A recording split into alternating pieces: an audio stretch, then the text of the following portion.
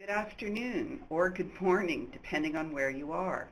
Thanks again for joining us today in the webinar, Diversity Matters, How to Win the War for Talent. Once again, my name's Wendy Sukier. I'm a professor of Information Technology Management at the Ted Rogers School of Management at Ryerson University and the director of the Diversity Institute. It's my pleasure to host today's webinar on behalf of the Higher Immigrants Program. Based at Ryerson University in Toronto,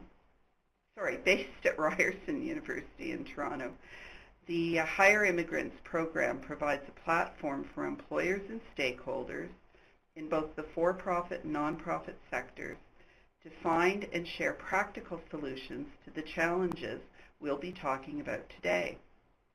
Sponsoring today's webinar is the Government of Ontario, which has been a valuable public sector partner that's committed to finding solutions to the integration and employment challenges that newcomers and immigrants face.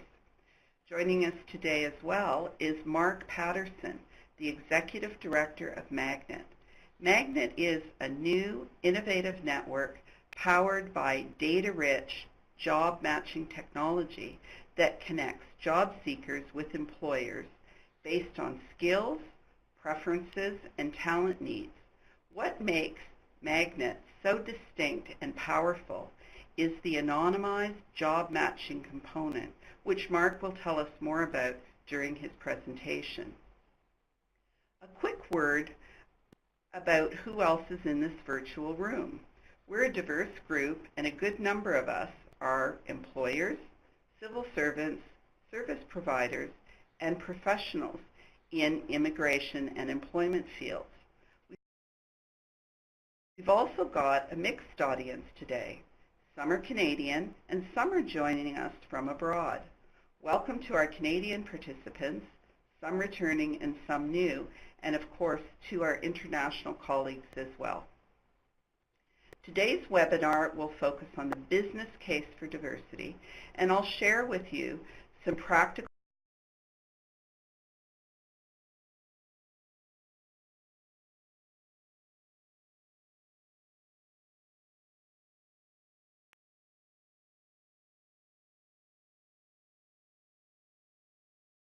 tips and ideas rooted in successful examples of how diversity really does increase the bottom line. Mark will then share how Magnet's technology helps employers and organizations leverage ready-to-work, highly skilled newcomer and immigrant job seekers. With projected labor market shortages across many industries and sectors, and a population growth rate that cannot support business needs and fill immediate labor market requirements, employers cannot afford to miss out on tapping into the top talent that comes to Canada every year. The evidence for diversity is clear and growing. Companies with high diversity levels outperform those with less diversity. But where do companies find this talent? And what exactly do we mean by diversity increases the bottom line? And how can small-medium enterprises in particular that typically have very limited HR capacities access the diverse talent pool that will help their businesses reach new markets, be competitive, and grow? That's what we'll discuss today, and I encourage you all to share your ideas, suggestions, and questions with us during the Q&A session. Now I'd like to begin and talk a bit about why diversity matters and the research that informs our work. So I'll give you a bit of background on our Diversity Institute and the business case for diversity, the evidence we have based on our research, and some of the ways forward that are supported by that data. We have some conclusions, and then at the end, of course, some Q&A. So the Diversity Institute at Ryerson has been around for almost 20 years. We focus on doing research that informs practice.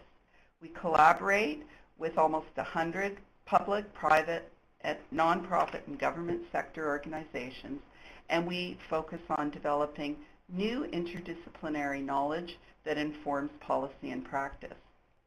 So when we talk about the business case for diversity, we have 4 or 5 key items that we think apply across sectors. We talk about business then in a very generic sense. The evidence is clear. Tapping into diverse talent pools helps us overcome the skill shortage. It helps us respond to increasingly diverse markets, promotes innovation and creativity, increases employee satisfaction and reduces turnover, and of course, helps manage risk. When we look at the business case, as I mentioned before, we know that the Canadian workforce is leveling out, and that 2/3 of our workforce growth is going to come through immigrants. By 2031, it is estimated that over a quarter of Canada's population could be foreign-born. And the underemployment of immigrants, everyone knows about the stories of engineers driving taxis, costs between $4 and $6 billion every single year, according to the Conference Board of Canada. I think that Canada has an unprecedented opportunity to take advantage of what's happening south of the border and to turn our business case for diversity, our welcome to Canada orientation, into a brain game. There is no question, and we've seen this with many forward-thinking organizations like Lakeridge Health, that there are many highly qualified immigrants both within Canada and people who want to come to Canada who could make enormous contributions. And this is one of the ways that we can leverage the business case for diversity. Gord Nixon, the former CEO of the Royal Bank of Canada, was very clear about how important diversity was as a key success factor and also as visible evidence of an organization's commitment to diversity and full inclusion. One of the things that I think Mr. Nixon and other executives have done in Canada is really advance the business case for diversity, recognizing that the commitment to diversity and inclusion, of course, rests on a commitment to fairness, equity, and human rights, but also recognizing that linking diversity and inclusion to organizational objectives brings to the table more than the usual suspects. So, we know markets are becoming increasingly diverse, not just within Canada, but also outside of the country, and that we know that that small businesses and large businesses which access international markets are more likely to be high growth than those that only focus on local markets. We know that in the GTA, the concentration of diverse clients, customers, and students has increased exponentially in recent years. And this is one of the key drivers for many consumer-facing organizations really taking diversity on directly. Canadian grocers, for example, have shifted their approach to marketing, to product development, and to service provision in order to carry the diverse products that people from diverse communities want. Large employers and service providers have made strong commitments to diversity and in procurement to really signal that they put their money where their mouth is and support minority-owned suppliers. Companies like Kellogg's, which develop consumer products, recognize that in order to remain a global leader, they have to be able to attract and grow relationships with suppliers that reflect their diverse customer base in order to drive product innovation. And of course, even here in Toronto, which is one of the most diverse cities in the world, we have all sorts of examples of how embracing diversity can drive sectors as disparate as banking, tourism, and healthcare. Understanding diverse markets also forces us to put a very different lens on our communications and marketing. We know, for instance, that what are broadly referred to as ethnic media sources are capturing a much larger percentage of the market for eyeballs in Toronto and Canada broadly. So there's no question that addressing diversity is absolutely key if you have a market orientation. But we have also research that shows that there is a strong link between diversity and innovation and entrepreneurship, that increasing immigration actually is also tied to increased trade relationships with other countries. And it's important to recognize, as I noted before, that innovation is very much tied to a deep understanding of customers. And as your customers become more diverse, so must your employees in order to better shape that understanding. Lots of research that we've done is connected to the links between immigrants and economic success, not just in Canada but worldwide. People sometimes forget that immigrants founded some of the largest and most successful corporations in the United States. That in the United States, while only about 13% of residents are foreign-born, they account for 40% of technology company founders and almost 52% of the founders of companies in Silicon Valley. Canada has a unique opportunity to tap into some of those resources as the U.S. becomes less welcoming. We know that many of our partners have actually not just leveraged diversity to fuel innovation in a general sense, but actually have measured the impact of diversity on their production of things like patents and intellectual property. And Xerox is at the forefront of this, understanding that there's a direct connection between the proportion of immigrants in their company and the number of patents that they have produced. At the same time, we have seen that it's critically important to look at diversity, particularly with respect to immigrants and racialized minorities, from an HR perspective. And we have evidence to suggest that it's still not a level playing field, that there's still significant gaps between employees who are racialized minorities, for example, in large Canadian firms. Getting this right, creating inclusive environments, is very much tied to increased levels of employee satisfaction, and that in turn reduces turnover costs, creating financial opportunities, and also providing more consistency in service delivery. Inclusive environments, our research shows, are directly connected to higher retention rates, better performance, and lower rates of absenteeism and attrition.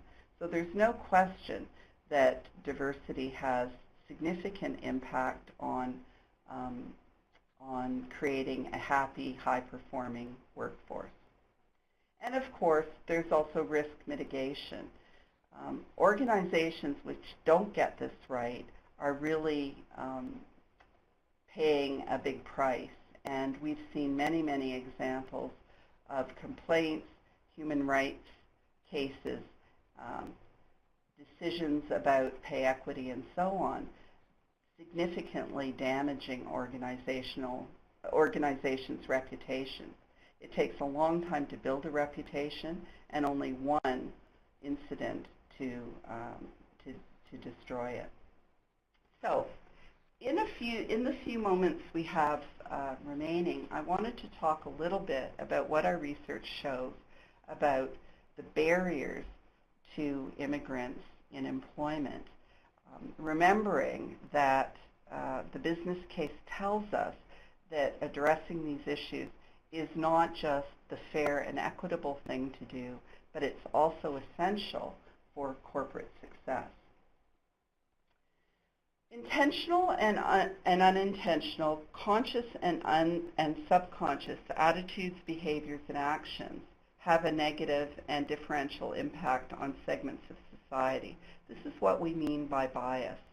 And it's really important to emphasize that the research that we've done suggests that there are a number of forms of systemic bias that are not intentional.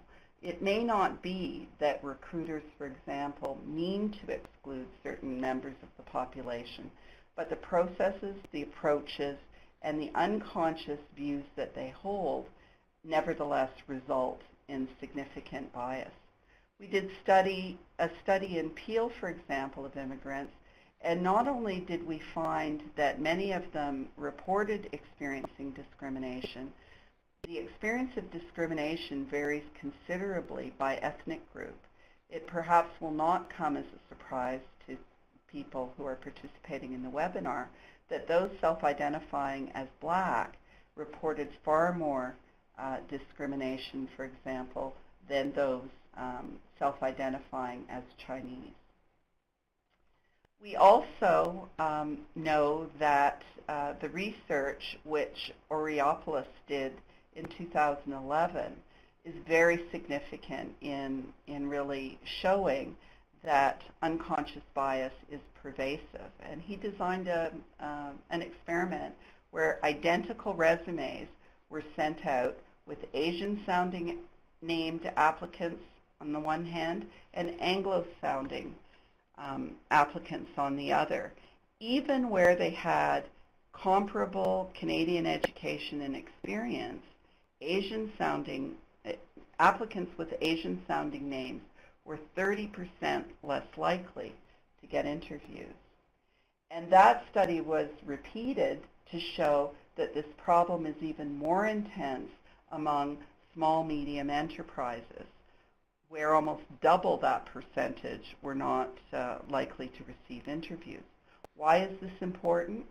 Because of the paradox. Large, medium, and small enterprises claim repeatedly that they don't have the talent they need to fill jobs that are required for them to grow and prosper. So the paradox is there are jobs without people, and there are people without jobs. The evidence shows that bias is preventing the jobs being matched to people as much as the shortage of actual employees. When we look at the experience of racialized minorities within organizations, there's no question that we still see evidence that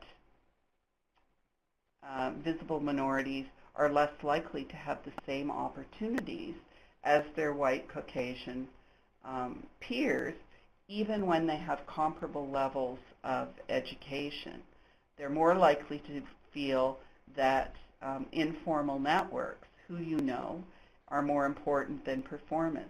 They're more likely to feel they're held to a higher level of performance, and they're more likely to feel that people tend to flock together with those of the same ethnicity and exclude others. Again, this may not be intentional, but it's very, very real. We also know that the pipeline to employment is important to look at, and that there are huge differences in the outcomes faced by students of different ethnic backgrounds. What's very interesting to me, and probably is true for people who live outside of the GTA, is every year when the Toronto District Board publishes the top students in the entire district, the majority of them are not born in Canada. So again, we have this paradox where many of our highest performers are immigrants, and yet we see that they have fewer opportunities than native-born Canadians. And we know that this is reinforced by what we see in the media and who we see in the media, who is presented as experts, and who is presented as, who is actually presenting the news. It's also important to recognize that many of the categories that we currently use for understanding diverse communities are limited. The category of visible minority, for example, tends to intersect to a certain extent with immigrant, but not perfectly.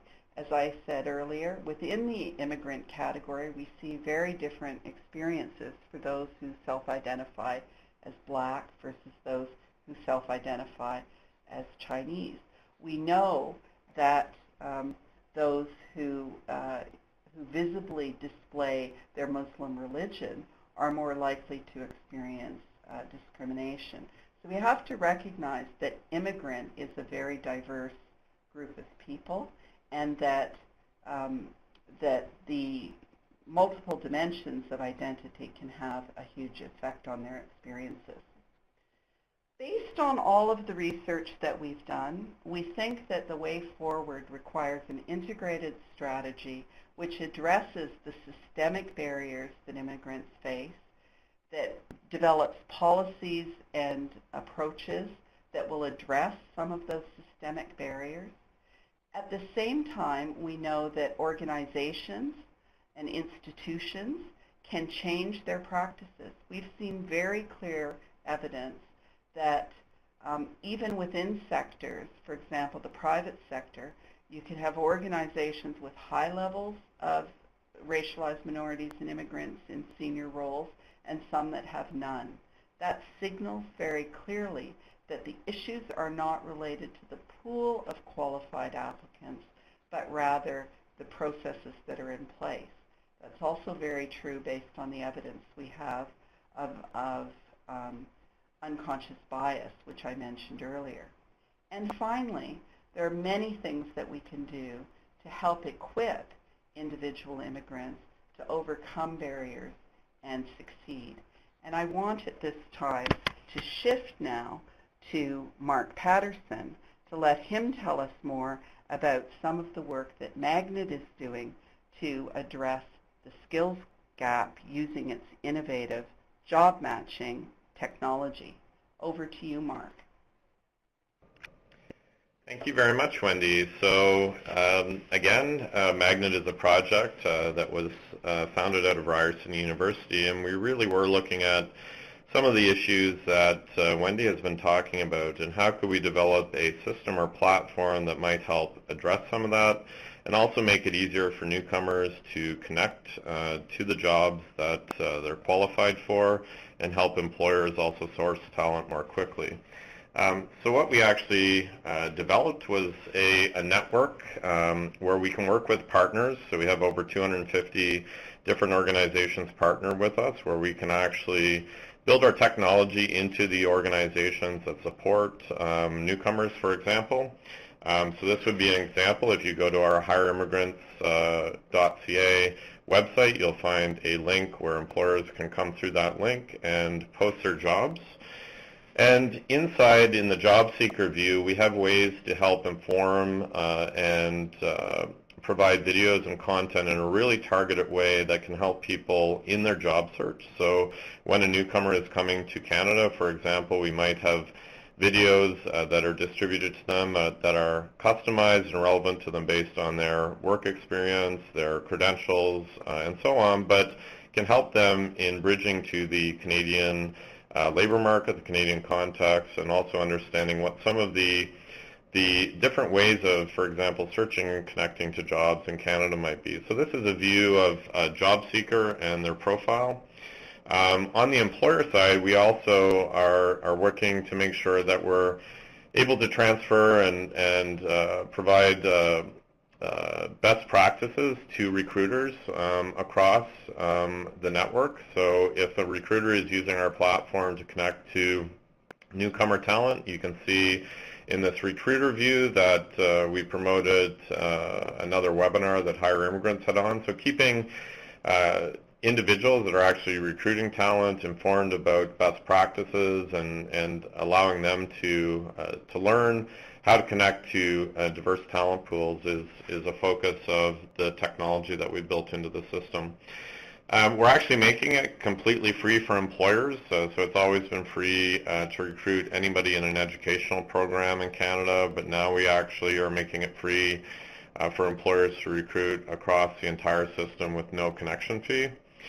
And what's really unique about Magnet is that an employer can come into the system and they can have some specific skills, educational experiences that they're looking for. So instead of posting a job board on a traditional job board where they're hoping that the right people with the right talent and skills look at the job posting and actually apply for it, in the Magnet network, we actually allow employers to see in real time as they're creating the posting how many job seekers have the skills, qualifications, or experiences they're looking for. So in this example, the employer has built a job posting, and you can see that the system tells them there are 127 people that are actually a fit for your role. And you're able to attach any kind of digital media or things to promote the workplace culture, that it's diverse and inclusive, or any other things you want to profile about the job, the work environment, or the company. And once you create a posting, you can then target your applicants by applying different filters. So as you can see here on the screen, there's educational filters, employment filters, and skills or quality filters. And we also have diversity filter as well. So an employer that's looking to engage newcomer talent can actually add a filter. So you'll see here there are filters for different diversity groups. In Canada, this is what these categories are: official employment equity categories. So an employer can literally come in and say they'd prefer to target newcomer talent for certain postings.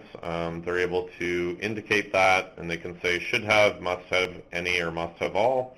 When they press continue, it then actually makes that posting a diversity posting that is proactively going to reach out and connect to the diversity group. And just flipping through a couple of additional screens here that show how we're also working, for example, with Indigenous populations in Canada to help connect Indigenous talent to employers as well.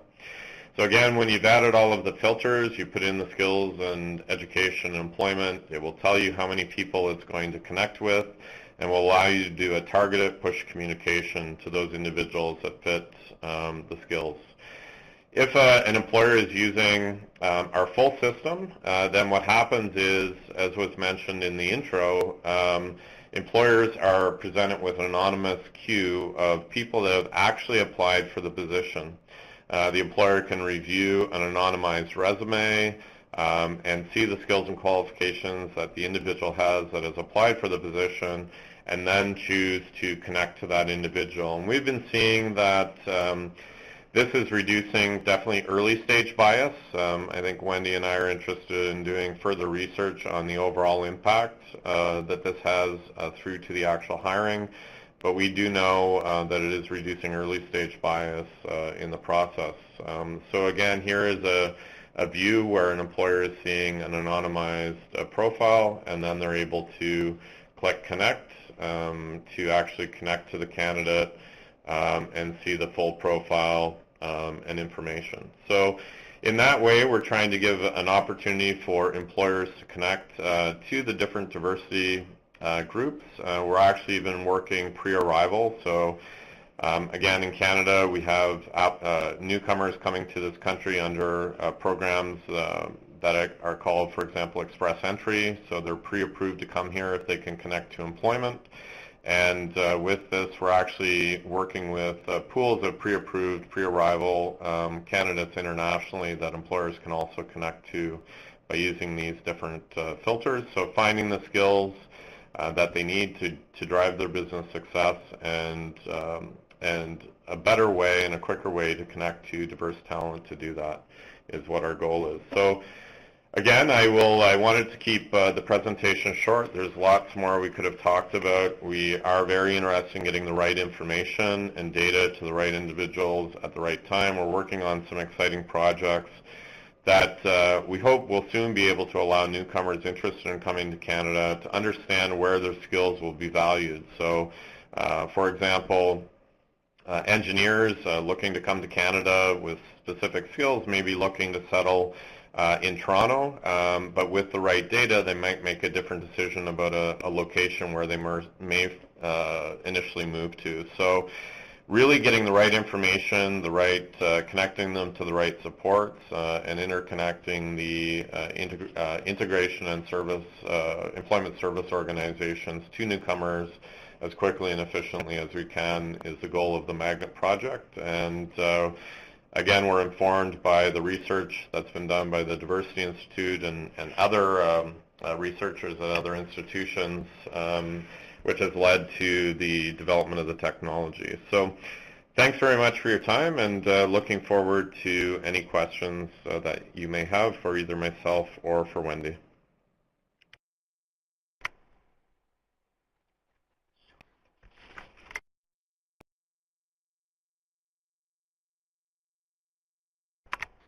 Thanks, Mark, for the overview of Magnet's innovative anonymized job matching technology. I can say, and this is objectively having done a lot of research, that it's really breakthrough technology for organizations interested in being proactive on these issues. The value of anonymizing an applicant's name and where they obtained their education or work experience can't be overstated. We know that hiring bias based on these characteristics is a serious barrier to employment for many, and there are lots of examples of missed opportunities that is presenting for employers. For the remainder of our time, we want to hear from you and engage with you. If we can't answer all of your questions now, we're happy to take follow-up questions and answer them later. If you can move from the chat box and submit your questions for both Mark and I to the Q&A box while I get us started with the first two questions to Mark, that would be great. So, Mark, with other job matching platforms like LinkedIn and Indeed that have millions of members and all types of employers and job postings, what do you think differentiates Magnet? Why should employers come to you? That's actually a great question, and it's interesting that we're actually working with LinkedIn on a number of projects because we see the different platforms as being mutually beneficial. So employers that would come to Magnet are looking to specifically be able to engage diverse groups in a really proactive way. So there are some unique differences between LinkedIn and Magnet. So our profiles are private, and in our profiles, individuals are able to privately and securely self-identify, as I showed on those employment equity categories. And that's what allows an employer to come in that is looking to engage diverse groups to be able to do that proactive outreach. So some really unique differences. But again, we're working in concert. I use LinkedIn on a regular basis, have a LinkedIn account, and the way technology is being deployed now, it's not necessarily an either or, but it's how we can work together to make it easier for employers to connect to the right candidates. And we're doing a lot of work, as I mentioned, with a lot of the frontline organizations that are supporting these diverse groups that employers want to be able to connect to. Thanks so much, Mark. I guess the second question is how you actually assess or evaluate the impact of the Magnet platform to date. Yeah, so I think, again, that's very important, and one of the things in a large online platform, we don't always get all of the data back. For example, not every employer that posts in Magnet will let us know that they've actually hired a candidate. So we do have ways to understand whether individuals have received jobs. We've been developing new technology to really close the full 360-degree loop to get the feedback from both the individuals or the employers. But one thing that is really significantly different than a lot of the platforms that exist right now, like a job board that might be used by a local employment agency or so on, is that we're actually able to see much deeper into the process. So we can see the jobs coming into the Magnet platform, how many people actually had the skills and qualifications the employer was looking for, how many of those people applied, when they applied, and how many that the employer actually connected to further the conversation. So we're much deeper into the process of knowing that we're creating valuable connections between employers and individuals, and we're working on closing that kind of last piece. But it is, as you would understand, dependent on feedback from an individual or from an employer. So we're really closing that loop. But overall, our success in creating more opportunities to connect to employment is really significant. Thanks so much, Mark. The first question from our audience is also for you. It's from Sebastian, who's from the Hague Process on Refugees and Migration. And he's asking about your business model. What is the rationale to make it free for employers, where's the business case in that? We're looking at adding a social enterprise and are debating the business case and viability. And I think there he's talking specifically about Magnet and how the business model works. Yeah, so that's a great question, Sebastian. We had, as you can see in my slide, we had initially had one of our revenue streams for sustainability was employers paying for connections. I think there's been a big shift over the last number of years in the, at least in North America, in the way that job postings work. So we started out when job postings started to go online with companies like Monster and Workopolis and other large job boards that exist over here. The model was pretty clear, where employers would pay to advertise or post their position on an online job board. That really started to change when we had some of the large aggregators of job postings come in with Indeed, and they were offering job postings for free. So it really started to eat away at that business model of employers paying for postings. It still does exist, but it's been reducing. So in Canada, typically employers don't pay to connect to students, so we started out making that free and available right off the bat. But we found that our revenue is primarily coming from the data. So when we know what employers are looking for, and we can compare that against populations and do things around, the interplay between supply and demand, different regions and so on, that's really where our sustainability and our revenue is coming from. So we wanted to remove as many barriers as possible for engagement across these different populations. And where employers have other options to post for free, we decided to make it free in our platform because, as I said, most of our revenue is coming off of the data that we're producing in the back end. Hopefully that makes sense. Thanks very much, Mark. So the next question we have is from Basma, who asks if we know of any specific employers that are not racially biased in the province of Nova Scotia. As a visible minority, he would like a question.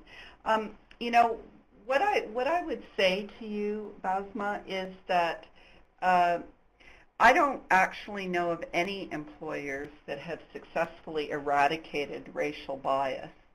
I think that we know that some employers appear to be working harder at it, perhaps, than others, and have, as evidence of that, more diverse workforces.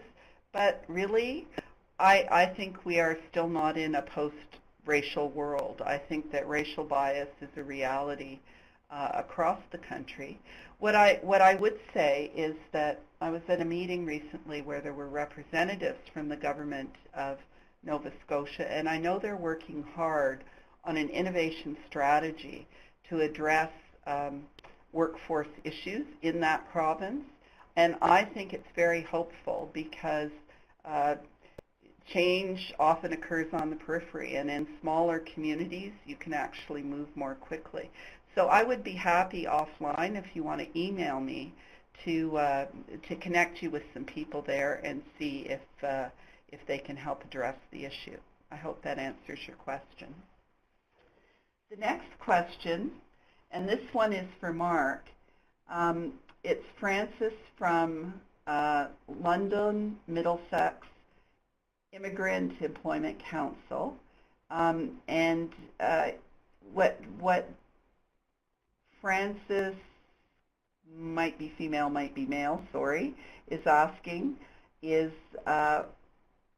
who is creating the client profiles in Magnet? Is there someone guiding the clients in how to accurately set up a profile, especially given that many of our internationally trained individuals don't have much or any experience in how these things are done? That's a great question, and Mark, I'm sure you have a great answer. Yeah, it is actually a great question because, one of the things I noticed when I was working with a lot of newcomers that were looking for employment before we actually started the Magnet project was that is a significant challenge. From certain areas, you'll have traditional ways of creating a resume that don't fit into the Canadian context, obviously. So one of the things, the way our system works is that they can upload the resume. And what it does, by hitting a button, they can upload the resume, and it will bring the resume into the system, but it will categorize it into a format that meets kind of Canadian standards and has the components of a resume that we would expect to see. If somebody doesn't upload their resume and they build it from scratch, the way that we guide the individual through the process was designed to mitigate some of those challenges. Now, if somebody types something into a text box, obviously, or expresses things in certain ways in a profile statement, that's something that we would typically be working through employment agencies. So one of our largest employment agencies that's just kind of fully adopting the platform right now that works with newcomers is Access Employment. So they do a lot of the counseling and working with clients on the front line to make sure that their resumes, either digital online resumes or offline resumes, obviously, are structured in a way that will make them successful in the Canadian labor market. But what we do is try to make sure that we're moving people in the right direction as much as is possible in an online platform. So hopefully that makes sense, but I'm happy, Francis, to connect to you offline and show you how the system works at a deeper level.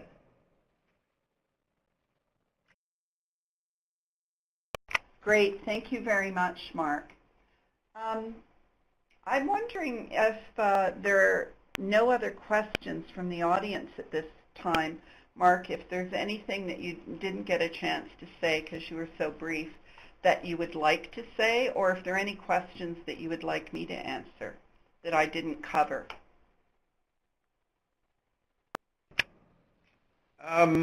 No, and I was really, I think, trying to be a little bit briefer to allow for more responses from the community. The only thing that I would mention is that I think it's really important in Canada right now. We're talking about how can we reduce what I would classify as a communication gap between the job seeker and the employers. One of the things that, if you look at a systems level, with the number of organizations, whether it be colleges or universities, employment agencies, support organizations that are working to try and help people connect to employment, one of the frustrations, if you put yourself into the shoes of the employer, is how do I reach across this all of these organizations and connect to the right individuals with the right skills and talents. And one philosophy to address that problem is building one big job board. And that can make sense if you think about it, because if all the jobs were posted in one place and all the employers in the publicly funded sector looking to access the publicly funded sector looked in one place, then obviously you would remove some some of that miscommunication. But we think that that is a flawed view. So we think that the real path forward to provide that one point of entry for employers, to allow employers to access the entire system more quickly, is instead what we would term as a more of a network approach. So what we do is we give the frontline organizations that are supporting different diverse groups and other job seekers the tools to join the network, but allows each organization to manage and manage their own community more successfully. So if you develop a job as a frontline organization, you can represent that to the clients that you serve, but you can also benefit from being part of a bigger network as well. So we've really looked at what are each of the organizations, each of the different stakeholders in the network, how can we empower them to do their jobs more effectively by providing them technology and still respect the role and everything else that they play, because we want to make sure to support those frontline connections between organizations and the clients they serve, whether it's a college, a university, or an employment agency. That is really fundamentally very important. And the in-person discussions, the counseling that somebody has with an individual, that's ideal, but how can we support it with a technology platform? Great, thanks, Mark. There's another question here from Wendy Pease that says, is there a difference with hiring immigrants with English-speaking skills versus lack of skills? And I think that's also a very good question. And we know, I think, from the research that language skills are, without question, one of the strongest predictors of success in very many professions, not all. We also know, however, that it's often not just language, but cultural awareness that is a challenge. And I think Mark and I both worked on placement of MBA students, and he can probably add to this as well. But one of the most difficult challenges we often saw is immigrants who thought that getting an advanced Canadian degree would be the solution to their employment problems, and then found on completing the degree they still had challenges. Often the challenges were, frankly, tied to language. Sometimes they were also tied to cultural awareness, self-presentation, their interpersonal skills in a cultural context which is very different than the environments that they came from. And unfortunately, very often, I think we were partly to blame in not wanting to tackle some of these issues in a direct way.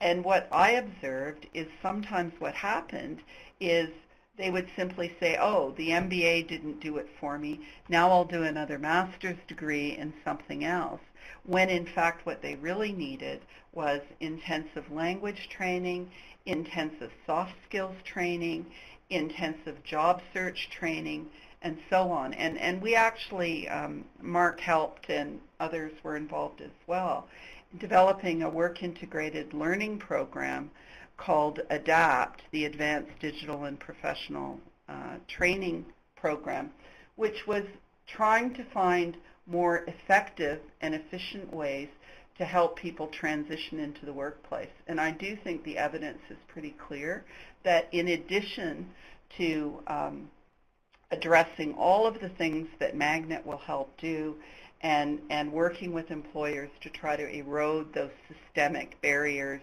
and unconscious bias, there are many things that we can actually do to enhance the ability of immigrant job seekers to transition into the workplace. Work-integrated learning programs, intensive skills training, programs like TRIAC's internship program, and so on, produce concrete results. And as Mark said, one of the key things that we have to be attentive to, and I think the recent Auditor General's report in Ontario underscored this, if what we're trying to do is help immigrants get employment, we have to have the employers front and center. And so there are a lot of very specific things that can be done. Language training, without question, one of the most important ones, but it's necessary and I would argue still insufficient. I hope that answers your question. We have another question that's been posed. How do you deal with the qualification equivalence of internationally educated immigrants? I'm wondering, Mark, did you want to take a crack at that, or do you want me to? Yeah, I think both of us, I could start, Wendy, but it definitely is something that can be quite complex. So depending on the field, in some sectors it's a little bit easier than others. Healthcare tends to be create significant challenges, as people on the call will know. But what we've done in our platform, and we're looking at new ways to continue to evolve how to do this, is basically doing a badging or certification. So if there's an equivalency rating given to an international degree or an international certification through an organization like the World Education Service, we would be able to badge that in the future. This is, to be clear, it's not functionality we have right now, but we'd be able to badge that as being equivalent at a certain rate in the system. So when an employer is looking, they would be able to search on that badge. So we're looking to have this fairly quickly. When you get into professional certifications, the same thing can work, but we kind of also have to work across each of those, make sure that an appropriate body is providing that equivalency, and then the individuals building a profile can state that equivalency and make it searchable. Obviously, we work with partners across the different sectors on this issue. The platform itself, as far as Magnet goes, is looking to support some of the decisions being made on how to streamline some of these processes. And we think that helping people, get an approved open badge that this is equivalent when it's approved by an appropriate body that can give that equivalency rating will be at least one piece of the puzzle that helps moving this forward. Yeah, I just wanted to add a little bit to this. There is, as Mark mentioned, there's a huge difference between regulated professions, engineers, physicians, and so on, and unregulated professions. And I think that there are a couple of issues that have to be addressed. One is with regulated professions. The Fairness Commission was supposed to try to facilitate those processes, and I think they have made some progress. We know that government has invested a lot into bridging programs to help internationally educated professionals in regulated professions meet the regulation criteria. But often, as with my MBA students, they meet the criteria, they get the certification, but that isn't actually enough to get them employment. So again, we have to, I think, be very attentive to the fact that the international credentialing issue is definitely a barrier, but even if people achieve those credentials, they still face unconscious bias, and they still may have skills gaps in terms of some of those soft skills. We also know that in some instances where the road to the regulated profession is very long, for instance, for physicians, it's a very long haul, regardless of where you come from, to be able to practice medicine in Canada. There are alternate pathways in which some of the skills that people have can be transferred into other kinds of jobs. And one of our former MBA students, Shafi Boulin, for instance, has created a specialized program for healthcare professionals who may be going through the certification process or not, but who have skills that are transferable, for example, into research and other healthcare related jobs. So there's a lot of work that has to happen on multiple levels in order to deal with the qualification and accreditation issues. It was helpful, from my perspective, when the Ontario Human Rights Commission came out and said you can no longer use Canadian experience as a criteria because that introduces a level of bias. But as with many of the other things we've been talking about, you really need a multi-level approach, and you need to start with the evidence. Thank you for that question.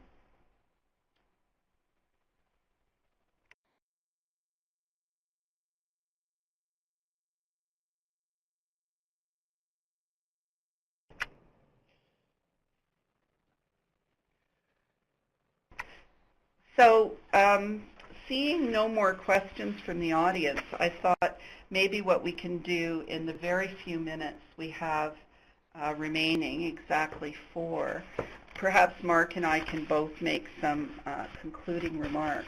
Mark, over to you. Yes, thanks, Wendy. So I think we all recognize the importance of helping newcomers to our country integrate more quickly. On Magnet's behalf, we certainly are trying to create technology solutions to assist and work. We believe we can be a piece of the puzzle that can help with this, but definitely want to work with all of the different frontline organizations and other organizations that support this work. And I think by working more collaboratively, we can start to see the impacts. The only other thing that I think I would mention is, and it kind of carries on to your last point, Wendy, was we're very interested because with the pre-arrival pools of skilled immigrants that we're working with, giving them some of this information before they make the leap to come to Canada, settle in a specific city or area of the country, on where their skills or qualifications will be more competitive in the labor market in certain areas, what some of those challenges are around certification and so on. Having a platform where we can share that information, even pre-arrival, is something that we're excited to be able to do. And again, like I said, work with the sector and build on the research that's done and address some of the challenges that we're still facing is kind of our mandate. So if anybody has any questions, I'm happy to reach out. Francis, we were able to get your email, so I'll reach out and shoot an email to you today, and happy to follow up. And anybody else that has any questions, you can go to our website, www.magnet.today, and even add any information in the contact or outreach form, and we can follow up with you from there as well. So thanks again for participating in the webinar today. Thanks, Mark. We're not quite done yet. I did just want to take an opportunity to say that I think in terms of moving this conversation forward, one of the most interesting initiatives that I've been involved in is trying to actually harness what we know about innovation and apply it to the challenges of diversity and inclusion. So we know from the research that diversity and inclusion drives innovation. What we haven't done, in my view, as effectively as we perhaps could have, is look at how we can use innovation to better drive diversity and inclusion, whether we're talking about leveraging new technologies and partnerships and data sources like those provided by Magnet, whether we're talking about multi-sectoral, multi-layered collaborations among different levels of government, ministries, and partners, which I think is massively important because the fragmentation and the silos are really create blockages, and what we need is an employer-centered system to help immigrants move into the jobs that they richly deserve. I think as well we need to think about this paradox of change that is required on the employer level and change that is frankly required on the job seeker level, and to have much more integrated and innovative approaches to addressing these issues, because frankly we've been talking about this for 20 years. We've been trying many approaches for 20 years, and we haven't moved the needle as far as we should have over the last 2 decades. So I'm really hoping taking an innovation entrepreneurship lens to this issue could unlock new approaches that will produce real results. So thank you very much. We've now run out of time, and so on behalf of all our participants, the Hire Immigrants team, the Ontario government, our sponsor, I really want to thank Mark for an informative session and for the practical tips and solutions and the very effective pitch for Magnet, which everybody should check out. Once the webinar recording and downloadable resources are available, you'll be notified by email, and the resources will be available at www.hireimmigrants.org. Please bookmark the page and share it with your colleagues and networks. To our audience in Canada and beyond, please stay connected. This is really the beginning of a conversation that we hope will continue.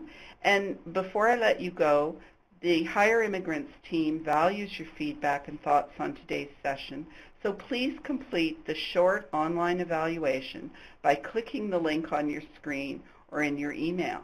That's it for today. Goodbye, everyone. Enjoy the rest of your Tuesday.